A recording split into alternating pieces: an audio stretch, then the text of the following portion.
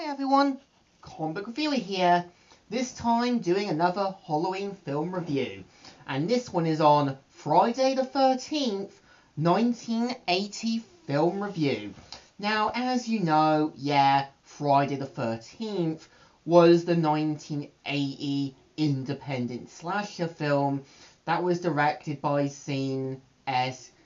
Cunningham, as well as being a sort of independent film and the starting point to the whole Friday the 13th film. We would go into a long lodge of sequels, a crossover with Nightmare on Elm Street, and a 2009 reboot that I did cover. So, the premise of Friday the 13th is meant to follow, the owner of Camp Crystal Lake, Steve Christie, is basically refurbishing and refixing up Camp Crystal Lake after what happened back in 1958 due to its troubled past. And we see how, the other camp counselors like Alice, Brenda, Jack, and Bill and that do try to refurbish it up.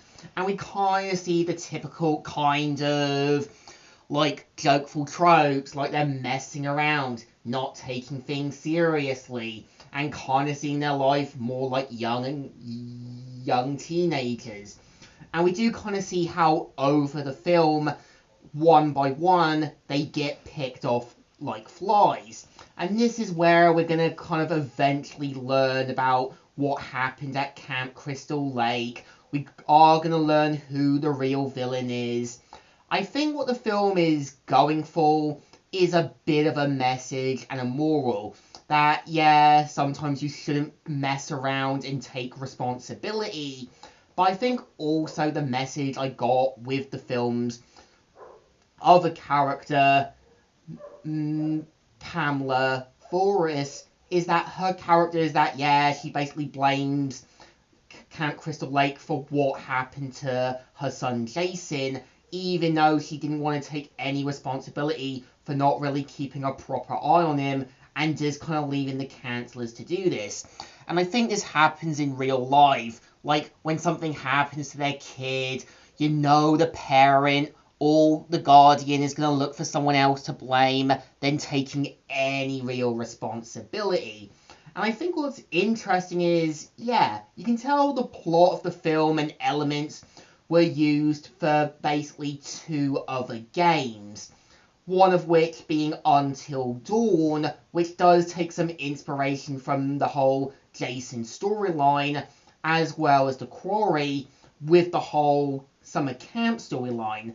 And I think what I do give the film credit is that, showing the small additional town near Camp Crystal Lake, afraid and worried about this whole kind of problems that ensued. We kind of see how, some of the residents like Crazy Ralph and that do try to warn them, but it's going to fall in deaf ears.